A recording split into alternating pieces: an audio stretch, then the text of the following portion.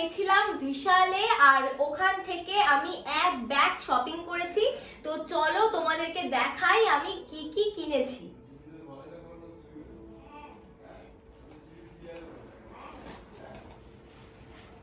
এই যে ফার্স্টেই দেখাই এই বোতলটা, এটা আমি কিনেছি ডিটক্স ওয়াটার খাওয়ার জন্য।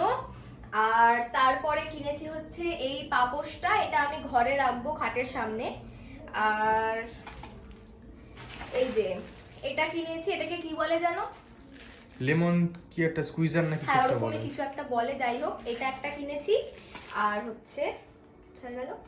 আর এই স্টিক হুকটা কিনেছি রান্নাঘরে লাগানোর জন্য, এর মধ্যে আমি টুকটাক খাতা খুন্তি এগুলো সব ঝুলিয়ে রাখতে পারবো।